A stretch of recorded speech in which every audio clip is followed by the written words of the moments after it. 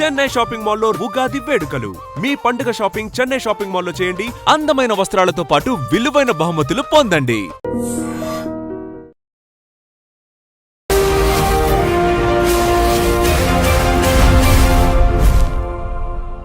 నమస్తే, welcome to I dream social spot light with కవిత.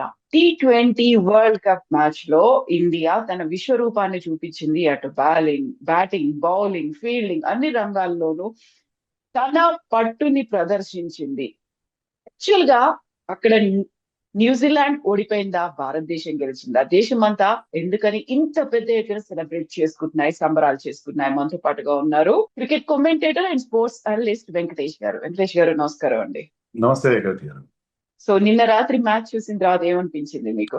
ఒకటండి, ఇప్పుడు మ్యాచ్ మనం వన్ సైడెడ్ గా గెలిచాం, టోటల్ గా డామినేట్ చేశాం. ఈ మ్యాచ్ లోనే కాదు, గత 2 సంవత్సరాలుగా ఇంటర్నేషనల్ క్రికెట్ లో పర్టికులర్లీ ఈ ఫార్మాట్ లో మనం డామినేట్ చేస్తూ వస్తున్నాం. మీరు చూడండి, 2024 లో ఒక్క మ్యాచ్ కూడా ఓడిపోకుండా మనం రోహిత్ కెప్టెన్సీలో T20 వరల్డ్ కప్ గెలిచాం. ఆ తర్వాత బయలాటరల్స్ లో ప్రతి సిరీస్ గెలుస్తూనే ఉన్నాం.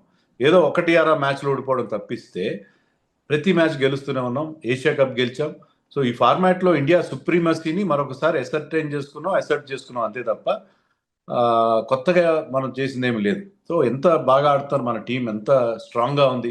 ఒక మ్యాచ్ ఓడిపోయాం South Africa, that happens. Cricket లో ప్రతి మ్యాచ్ గెలవాలి లేదు, కానీ ఆ మ్యాచ్ వాళ్ళు ఏ రకంగా ఓడిపోయి ఎక్కడ తప్పులు జరిగాయని ఇమీడియట్ గా మనం ఆ కోర్స్ కరెక్షన్ చేసుకొని మళ్ళీ మనం బ్రహ్మాండంగా విజృంభించడం అనేది మనం చూసాం. So India's win was never in doubt. మనకి నో డౌట్ సెమీఫైనల్లో ఇంగ్లాండ్ చాలా టఫ్ ఫైట్ ఇచ్చింది, కానీ మన దగ్గర బుమ్రా లాంటి ఒక అస్త్రం, బుమ్రాస్త్రం అంటే బ్రహ్మాస్త్రం ఉండడం వల్ల అది కూడా మనం బయటపడగలిగాం. అండ్ ఓవరాల్గా India strength in batting, bowling అన్నిట్లో కూడా ఏదైనా ప్రాబ్లం ఉంది ఇండియన్ టీంలో అనుకుంటే అది ఫీల్డింగ్లో మనం న్యూజిలాండ్, సౌత్ ఆఫ్రికా లాంటి టీమ్స్ వాళ్ళ స్టాండర్డ్స్ మనం మ్యాచ్ చేయడం. ముఖ్యంగా catching, ground fielding is okay, క్యాచింగ్లో ఆ స్టాండర్డ్స్ మనం మెయింటైన్ చేయడం. అది మినహా మనం ఇప్పుడు ఈ ఫార్మాట్లో, పర్టికులర్లీ ఈ ఫార్మాట్లో మాత్రం T20 ఫార్మాట్లో మనం డెఫినెట్గా డామినేట్ చేస్తున్నాం అనేది నిన్నటి మ్యాచ్ ద్వారా మరొకసారి ప్రూవ్ అయింది. అందుకనే ఇంతవరకు 10 editions of T20 world cup జరిగితే ఎప్పుడు కూడా డిఫెండింగ్ ఛాంపియన్ గెలవలేదు, హోమ్ టీం గెలవలేదు, కానీ అవన్నీ రికార్డ్స్ అన్నింటినీ మన వాళ్ళు బ్రేక్ చేశారు. సో అది మన సుప్రీమసీ. మనకి అంటే ఎలాంటి కండిషన్స్ ఎలా అయినా సరే మనం గెలుస్తామని చెప్పి మన వాళ్ళు మరొకసారి ప్రూవ్ చేశారు. సో సంజు శాంసన్ వరుసగా థర్డ్ మ్యాచ్ లో కూడా తన ఫామ్ ని కంటిన్యూ చేశాడు. తను ఏంటి అనేది చూపించుకున్నాడు. కాకుండా అన్ఫార్చునేట్ థింగ్, ప్రతిసారి సెంచరీ అవ్వకుండానే అవుట్ అయిపోతున్నాడు. నిన్న కూడా 89 దగ్గర అవుట్ అయిపోయాడు. అది ఇక్కడ మనం చెప్పాల్సింది ఏంటంటే, ఇప్పుడు గౌతమ్ గంభీర్ హయాంలో టీంలో ఒక కల్చర్ ఆయన స్టార్ట్ చేశాడు. Personal milestones are not at all important అని చెప్పి అతను పదే చెప్తుంటాడు. నిన్న ప్రెస్ మీట్ లో సూర్యకుమార్ యాదవ్ కూడా అదే చెప్పాడు. పర్సనల్ ల్యాండ్ మార్క్స్ గురించి మేము అస్సలు పట్టించుకోవట్లేదు, అవి ఇంపార్టెంట్ కాదు, టీం కోసం ఆడాలి. వాళ్ళు దాంట్లో తక్కువ స్కోర్ చేసిన, ఇప్పుడు ఒక మ్యాచ్లో 7 balls 21 runs చేసేసి మన తిలక్ వర్మ అవుట్ వెళ్ళిపోయాడు. అది హాఫ్ సెంచరీ కంటే గొప్పదని అంటాడు సూర్యకుమార్. సో అలాంటి ఒక కల్చర్ అక్కడ ఉంది. దానివల్ల అతను సెంచరీ చేయకపోయినందుకు నష్టమే లేదు. ఒకటేంటంటే, సంజు శాంసన్ 11 ఏళ్ళుగా ఆడుతున్నాడు, ఎప్పుడు కూడా ఇంత కన్సిస్టెంట్గా ఆడలేదు, ఇంత బాగా కూడా ఆడలేదు ఇంటర్నేషనల్ లెవెల్. దాన్ని బట్టి అర్థమవుతుందండి, cricket is a confidence game. ఒక్కసారి మీకు కాన్ఫిడెన్స్ వచ్చింది, ఎప్పుడైతే అతను వెస్టిండీస్ మీద 97 నాట్అవుట్ ఆడాడో, ఆ ఇన్నింగ్స్ ఒక very match saving innings, very brilliant innings. అలాంటి ఇన్నింగ్స్ ఆడిన తర్వాత అతని కాన్ఫిడెన్స్ ఎంత హైగా ఉందనే దానికి నెక్స్ట్ 2 innings అంటే అతనికి టాలెంట్ విషయంలో ఎవరికి డౌట్ లేదు. కానీ ఏంటంటే ఎప్పుడో సెల్ఫ్ డౌట్లో ఉంటాడు, టీంలో తన ప్లేస్ ఉంటుందో లేదో తెలియదు, చాలాసార్లు టీంలో పెడతారు, తీసేస్తారు. అతనికి ఎప్పుడు లాంగ్ రన్ ఇవ్వలేదు. ఎప్పుడైతే అతను లాంగ్ రన్ ఇచ్చారో, కాన్ఫిడెన్స్ ఇచ్చారో, ఆ మ్యాచ్ ఆ 97 తర్వాత we're seeing a different Sanju Samson. So Sanju Samson మళ్ళీ అతను ఒక కొత్త సెకండ్ ఇన్నింగ్స్ స్టార్ట్ చేస్తున్నాడని అనిపించింది. సో లేట్గా అయినా మనకు ఒక బ్రహ్మాండమైన ప్లేయర్ దొరికాడు అని అనిపించింది. ఇంకా మరి ముందుకు ఆలోచించడం కాదు, కానీ సూర్యకుమార్ నెక్స్ట్ వరల్డ్ కప్ కెప్టెన్గా ఉంటాడో లేదో మనకు తెలియదు, ఎందుకంటే already is 35. So Sanju Samson టీంలో తన ప్లేస్ని పక్కా చేసుకోవడంతో పాటు క్యాప్టెన్సీ రేస్లో కూడా, T20 ఫార్మాట్లో క్యాప్టెన్సీ రేస్లో కూడా ఇప్పుడు ముందంజలో ఉన్నాడు అని చెప్పి మనకు అనిపిస్తాం. సో అభిషేక్ శర్మ చాలా వరుసగా అన్ని మ్యాచ్ల్లో ఫెయిల్ అయిపోతున్నాడు, ఫ్లాప్ అయ్యాడు అనుకున్నప్పుడు నిన్న సూపర్ 50s అనేది కంప్లీట్ చేసుకున్నాడు. ఒక రికార్డ్ క్రియేట్ చేశారు T20 హిస్టరీలోనే. సో మళ్ళీ ఇటువైపు కూడా వరుణ్ చక్రవర్తి తను ఒక వికెట్ తీశాడు. తను యాక్చువల్ గా రన్స్ ఎక్కువ ఇస్తున్నాడు అనుకున్నప్పటికి కూడా ఈ ఇద్దరిని ప్రత్యేకంగా మనం మాట్లాడుకోవాల్సిన అవసరం ఉంది. అదే క్రికెట్ లో ఎప్పుడు వాడే మాట form is temporary, class is permanent అని చెప్పి. ఇక్కడ మనం అప్రిషియేట్ చేయాల్సింది అభిషేక్ శర్మని, వరుణ్ చక్రవర్తిని కాదు, టీమ్ మేనేజ్మెంట్ వాళ్ళలో ఉంచిన నమ్మకాన్ని. వాళ్ళు the kept faith in them. వాళ్ళ ఎబిలిటీ వాళ్ళకి తెలుసు. ముఖ్యంగా ఏంటంటే అభిషేక్ శర్మని ఎందుకు కొనసాగించారంటే ఈ నాకౌట్ మ్యాచ్లో అతను ఆడే ఇన్నింగ్స్, ఎలాగైతే ఫైనల్లో అతను 18 బాల్స్లో 50 చేశాడు, fastest 50 in this world cup. We know that he is capable of that kind of an innings. అలాంటి ఇన్నింగ్స్ అతను స్టార్ట్ అందిస్తే మీకు 250 రాకుండా ఎలా ఉంటుంది, అలాంటి బేస్ అతను క్రియేట్ చేస్తే. So he is capable of that kind of an innings. అతను high risk high reward game ఆడతాడు. రిస్క్ హైగా ఉంటుంది, రివార్డ్ హైగా ఉంటుంది. అలాంటి గేమ్ ఆడే వాళ్ళ ఫెయిల్యూర్స్ని మనం సహించాలి, టాలరేట్ చేయాలి అని టీమ్ మేనేజ్మెంట్ నిర్ణయించుకుంది. అతను ఎన్ని ఫెయిల్ 3 డకౌట్లు అయినా తర్వాత కూడా ఒక 50 మాత్రం చేసి వరుసగా ఆడిన 8 మ్యాచ్ల్లో, అంటే నిన్న మ్యాచ్ పక్కన 7 మ్యాచ్ల్లో, నిన్న మ్యాచ్ ముందు 7 మ్యాచ్లు ఆడితే ఒకే ఒక 50 చేశాడు. మిగతా 6 మ్యాచ్ల్లో ఫెయిల్ అయ్యాడు. ఫెయిల్ అయినా సరే అతని మీద నమ్మకాన్ని ఉంచారు. ఎందుకంటే ముఖ్యంగా ఇలాంటి నాకౌట్ ఫైనల్ లాంటి చోట్ల అతను కనుక క్లిక్ అయితే అతను మ్యాచ్ గెలిపించి పెడతాడు, ఎక్స్ ఫ్యాక్టర్ ప్లేయర్. సో అతని మీద ఉంచిన కాన్ఫిడెన్స్తో మనం మ్యాచ్ గెలిచేసాం. సో అలాగే వరుణ్ చక్రవర్తి కూడా వికెట్ టేకింగ్ బౌలర్. నిన్న మ్యాచ్లో మనం చూసాం టిమ్ సైఫర్డ్ చాలా అగ్రెసివ్గా ఆడుతున్నాడు, అతను ఒక్కడే ఇండియాకు ఒక థ్రెట్గా ఉన్నాడు. సో వరుణ్ చక్రవర్తి తన 2వ ఓవర్లో అతను అవుట్ చేశారు. సో వరుణ్ చక్రవర్తి కొన్ని రన్స్ ఇచ్చిన మిడిల్ ఓవర్స్లో వికెట్స్ తీయడం స్పిన్నర్స్ కూడా డ్యూటీ. సో దాన్ని ఆ రోల్ని అతను పర్ఫెక్ట్గా నిర్వహిస్తున్నాడు. సో వాళ్ళ మీద ఫెయిత్ ఉంచి కుల్దీప్ని టీంలో తేకుండా, రింకు సింగ్ తేకుండా కంటిన్యూ చేయడం అనేది చాలా మంచి విషయం. దాంట్లో మనం గౌతమ్ గంభీర్ని, క్యాప్టెన్ని, సెలక్షన్ కమిటీని కూడా మనం అప్రిషియేట్ చేయాలి. ఎందుకంటే వెనక చాలా వర్క్ జరిగింది. ఈ వరల్డ్ కప్లో మన విజయం వెనక మన ప్లేయర్స్తో పాటు మన సపోర్ట్ స్టాఫ్, మన కోచ్, మన సెలక్షన్ కమిటీ వీళ్ళందరి రోల్ కూడా ఖచ్చితంగా ఉంది. ఎందుకంటే they have selected possibly the best team. ఎందుకంటే అక్కడ సెలక్షన్ చేయడానికి మీకు కనీసం ఒక 30-35 మంది ప్లేయర్స్, అంటే ఇంకో 2 టీమ్స్ తయారు చేయగల ప్లేయర్స్ ఉన్నారు బికాస్ ఆఫ్ IPL. దాంట్లో బెస్ట్ పాసిబుల్ టీమ్ని వాళ్ళు పిక్ చేస్తారని చెప్పింది. అండ్ రిజల్ట్స్ కూడా అలాగే వచ్చినాయి మనకి. ఎగ్జాక్ట్లీ. గౌతమ్ గంభీర్ కూడా ఒక మాట అన్నారు, అటు లక్ష్మణ్ తో పాటుగా ద్రవిడ్ ఇద్దరికే దీన్ని అంకితం చేస్తున్నాను అనేది, ఆ నమ్మకాన్ని ఉంచారనేది. గంభీర్ కూడా చాలా సెటిల్ గా చూస్తూ ఉన్నాడు ఏం జరగాలి ఏంటి అనేది. సో ఓవరాల్ గా వచ్చినటువంటి రియాక్షన్ గౌతమ్ గంభీర్ ఆ ఇద్దరికి క్రెడిట్ ఇవ్వడం అనేది చాలా చాలా మంచి జెస్చర్ అది. ఎందుకంటే ఇప్పుడు బ్యాక్ లో ఏం జరుగుతుంది అనేది ఎవరికి తెలియదు. మనం ఓన్లీ ఏంటంటే మ్యాచ్లు చూస్తాం. కానీ రాహుల్ ద్రావిడ్ ముందు నుంచి కూడా he has been associated with junior cricket. మన ఏజ్ గ్రూప్ వీళ్ళు అండర్-19 టీంకి కోచ్గా ఉండడం, తర్వాత నేషనల్ క్రికెట్ అకాడమీ చీఫ్గా అతను అక్కడ వాళ్ళందరికీ ట్రైనింగ్ ఇవ్వడం. అలాగే ప్లేయర్స్ ఎవరైతే ఇంజర్డ్ ప్లేయర్స్ కూడా అక్కడికి వెళ్తారు, వాళ్ళని కరెక్ట్గా టైంకి రెడీ చేయడం.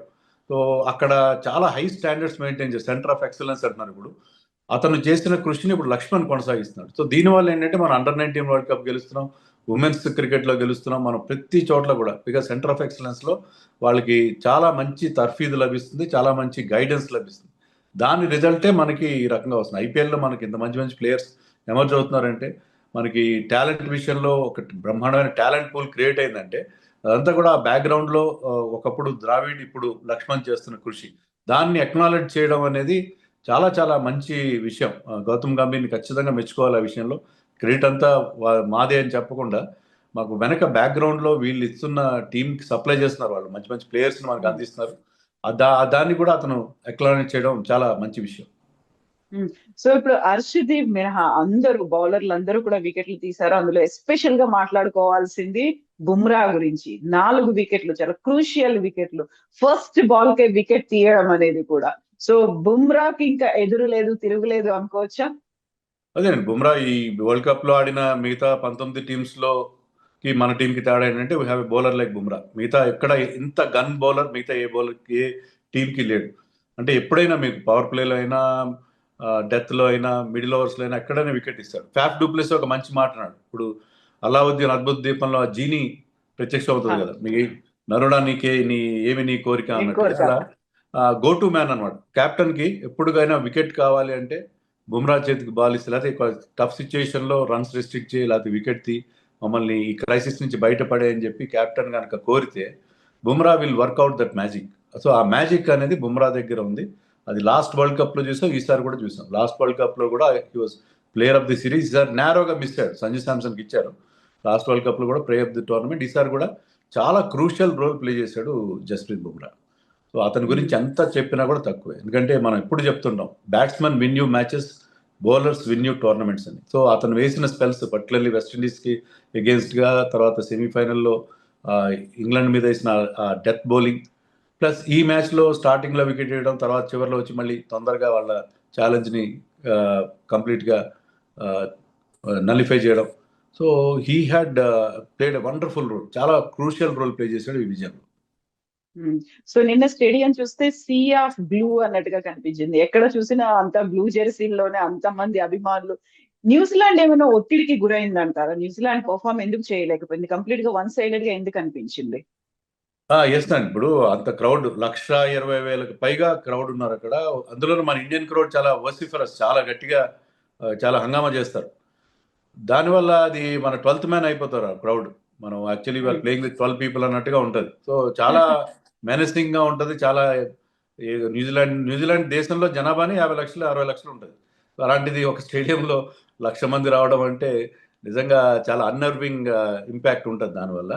బట్ న్యూజిలాండ్ అదే కాదు, ఆ క్రౌడ్ అంటే వాళ్ళు కూడా ఐపీఎల్ ఆడుతున్నారు, హెవీ క్రౌడ్స్ చూడడం కొత్త ఏం కాదు. కానీ మెయిన్ థింగ్ ఏంటంటే వాళ్ళకి ఫైనల్స్ ఫోబియా ఉందండి. వాళ్ళకి ఫైనల్స్ లో వాళ్ళు రెగ్యులర్ గా ఓడిపోవడం మనం చూసాం. ముఖ్యంగా వైట్ బాల్ క్రికెట్ లో సెమీస్ లో కానీ ఫైనల్స్ లో కానీ మనం ఎక్కువగా సౌత్ ఆఫ్రికాని చోకర్స్ అంటాం, కానీ వీళ్ళు కూడా చాలా సెమీస్ కి రెగ్యులర్ గా వస్తారు. సెమీస్ లో చతికిల పడతారు. లేకపోతే finals 2 T20 world cup finals ఓడిపోయారు, 2 వన్డే వరల్డ్ కప్ ఫైనల్స్ ఓడిపోయారు. ఎంత కూడా ఒక గత 10-11 ఏళ్ల గ్యాప్ లోనే they last 4 world cup finals. So అది వాళ్ళకి ఆ ఫైనల్స్ లో వరకు బాగా వస్తారు, కానీ ఫైనల్స్ లో తేలిపోతారు అని చెప్పి మనకు అనిపిస్తుంది. ఆ టీంలో స్ట్రెంగ్త్ కూడా మీరు చూస్తే దేవర్ టోటలీ డిపెండెంట్ ఆన్ 2 ఓపెనర్స్. ఎప్పుడైతే ఫినాలని అక్షర్ పటేల్ అవుట్ చేశాడో, అలాగే సైఫర్డ్ ని వరుణ్ చక్రవర్తి అవుట్ చేశాడో, వాళ్ళ ఛాలెంజ్ అక్కడే ముగిసిపోయింది. మిగతా బ్యాటింగ్ లో అంత స్ట్రెంత్ లేదు. బౌలింగ్ లో కూడా వాళ్ళ కెప్టెన్ శాంట్నర్ మినహా మిగతా bowlers went for lots and lots of runs. Ferguson అయితే 2 ఓవర్లో 48 రన్స్ ఇచ్చాడు. సో వాళ్ళ బౌలింగ్ లో కానీ బ్యాటింగ్ లో కానీ అంత స్ట్రెంగ్త్ లేదు. ఈవెన్ వాళ్ళ ప్రస్థానం చూస్తే ఫైనల్ వరకు గ్రూప్ స్టేజ్ లో ఇంగ్లాండ్ ఓడిపోయారు, తర్వాత మీకు గ్రూప్ స్టేజ్ లో సౌత్ ఆఫ్రికా ఓడిపోయారు, సూపర్ 8 లో ఇంగ్లాండ్ చేతిలో ఓడిపోయారు.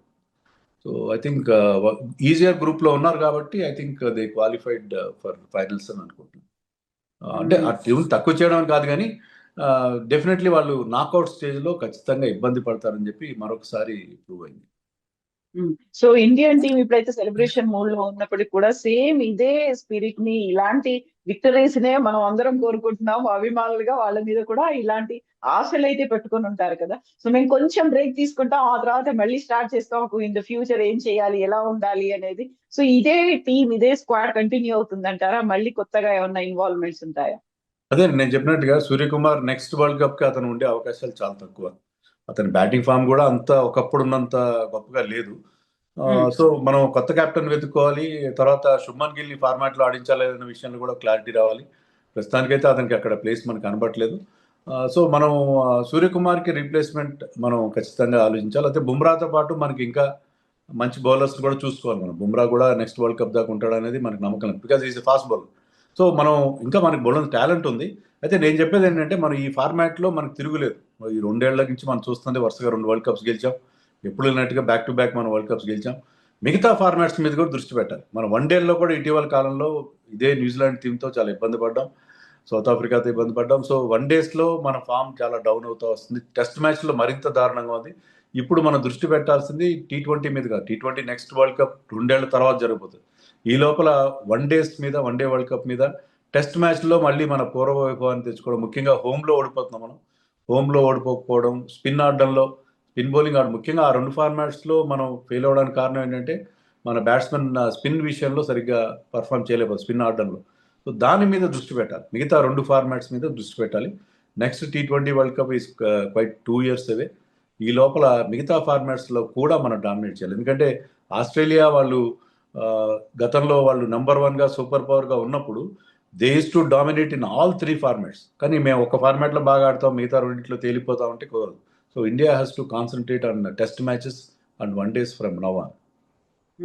సో ఇప్పుడు మనకి T20 వరల్డ్ కప్ అయిపోయింది అనుకోగానే మళ్ళీ ఇమ్మీడియట్ గా IPL మానియా అనేది ఒకటి స్టార్ట్ అవబోతోంది. సో ఇప్పుడు మీరు చెప్పినట్టుగా మనకి వన్ డేలు కావచ్చు, టెస్ట్ మ్యాచ్ల మీద ఫోకస్ పెట్టాలి అనుకుంటే ఇదే ఆల్మోస్ట్ 1.5 month అంతా ఇది కంటిన్యూ అవుతుంది కదా. మళ్ళీ అది ఎప్పుడు ఆలోచిస్తారంటారు దాన్ని? అంటే మన నెక్స్ట్ టెస్ట్ మ్యాచ్లు ఆగస్ట్ వరకు లేవు మనకి. వన్ డేస్ కూడా మీరు ఇంకా ఐపీఎల్లో మీరు ఇక ఏప్రిల్ మే నెలలు కంప్లీట్గా మనం ఐపీఎల్ తప్ప వేరే ఇష్యూ ఏమి ఉండదండి. అది 2 నెలలు అవే ఉంటుంది.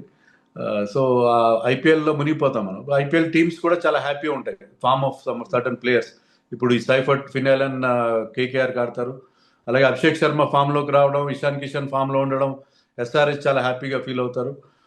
సో బెతల్ ఫామ్లోకి రావడం, ఆర్సీబీ చాలా హ్యాపీగా ఫీల్ అవుతారు. సో వీళ్ళు కూడా వాళ్ళ టీం సంబంధించి ఆల్రెడీ క్యాల్కులేషన్స్ మొదలైపోతాయి. సో ఇక్కడ నుంచి మనం టీమిండియా గురించి మర్చిపోయి మీ ఐపీఎల్ టీమ్స్ గురించి, ఎవరి ఫేవరెట్ టీమ్స్ వాళ్ళు మాట్లాడే cricket will go on. Cricket మనకి ఎక్కడా కూడా గ్యాప్ అనేది ఉండదు. IPL I think 28th start అవుతుంది ఈ నెలలో. సో ఒక 20 రోజుల గ్యాప్లో మళ్ళీ again IPL band wagon will start. So మనకి మళ్ళీ మనం ఫోకస్ పెట్టాలంటే ప్రస్తుతానికైతే దాని గురించి ఎవరు మాట్లాడరు. కానీ ఈ దృష్టి అయితే ఖచ్చితంగా ఉండాలి. టెస్ట్ మ్యాచ్లో ఎవరిని ఆడించాలి, టెస్ట్ స్పెషలిస్ట్ని తయారు చేసుకోవాలి. ఆకిబ్ నబీ లాంటి జమ్మూ కాశ్మీర్ బౌలర్స్ లాంటి వాళ్ళు చాలా బాగా పర్ఫామ్ చేస్తున్నారు. అవుతాను ఐపీఎల్ చూడడానికి. ఎస్ వెంకటేష్ గారు, థ్యాంక్ యూ సో మచ్ అండి. Thank you. And for more videos, Please subscribe to iDream. Please subscribe to iDream. Please subscribe iDream. And please subscribe to iDream. For more videos, subscribe to iDream. please like, share and subscribe to the channel. Congratulations, iDream. Subscribe to iDream. Subscribe to iDream. So subscribe to iDream Media. iDream team అందరికి huge congratulations. Please subscribe iDream Media. Please subscribe to iDream. Subscribe iDream. Please subscribe to iDream. iDream అంటే నా కళల channel subscribe చేసుకున్న నోరు తిరుగుతలేదు, మీరైతే గంట గుర్తు కొట్టండి. For more such videos, please subscribe to iDream. Subscribe to iDream. Please subscribe to iDream. Please subscribe iDream Media. Please do subscribe to iDream. Please subscribe to iDream Media. For best entertainment and information, please subscribe iDream. And don't forget to subscribe to iDream.